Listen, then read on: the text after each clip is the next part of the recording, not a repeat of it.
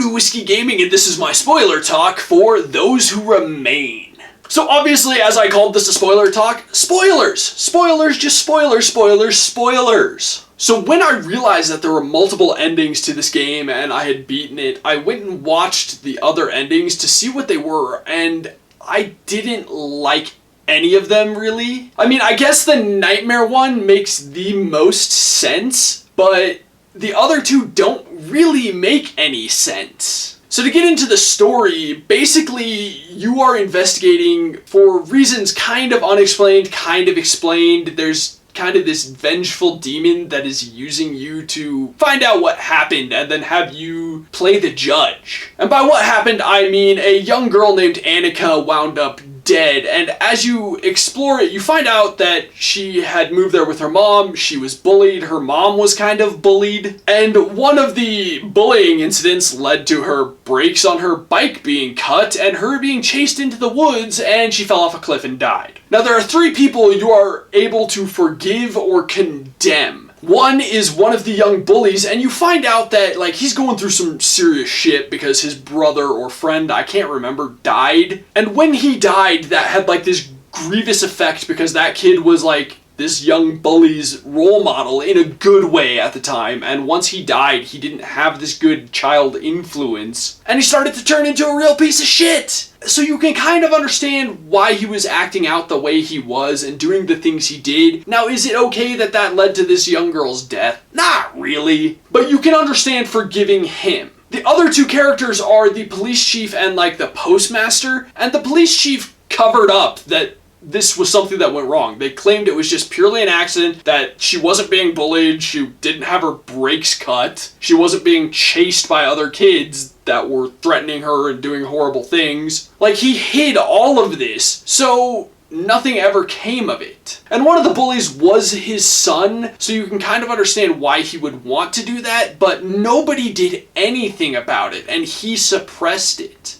Quite frankly, I'm like, the fact that you were supposed to forgive him for doing something as evil as allowing this to have happened, and nobody's gonna learn or grow from this because no justice will be done. And you read early on that that's kind of the point of why you're there, is to find justice for Annika. The third one is the postmaster, who has basically been suppressing all these letters Annika's mother was writing to the district attorney to try and find some sort of justice for her daughter. So you have these two people who have actively covered up a murder.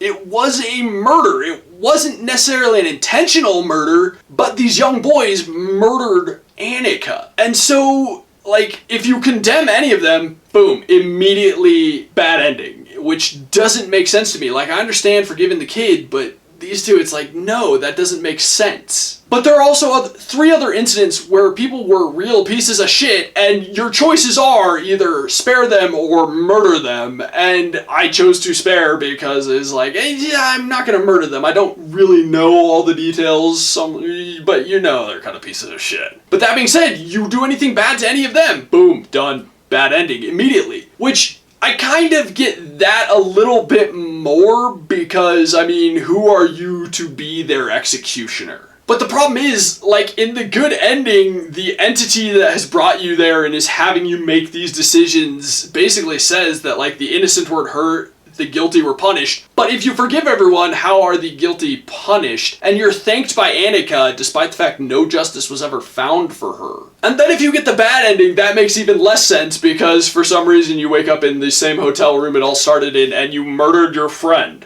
Just what? Like, the endings don't really work, except for, like I said, the nightmare ending wherein you turn into one of the evil shadow people because you have done everything evil. Like, you have literally killed all the people you can and condemned all the people you can. That's the only ending that actually makes sense based on your actions, in my opinion. I feel like this game would have done better with a more linear ending, or maybe two endings rather than three, because the middle bad ending just doesn't really make sense with anything, and quite frankly, I think the good ending leaves room for you to have condemned at least one of, if not both of, the adults in the whole Annika murder. So that's just kind of my ramblings and explaining as to why this fell apart for me at the end of the story, because it just didn't make sense. Alright, so I'm gonna wrap it up there. Okay, so in the comments down below, why don't you tell me if you've played the game, your thoughts on the ending, all of that jazz. As always, thanks for watching. If you enjoyed the video, please hit that like button. And if you like what I'm doing in general, share, subscribe.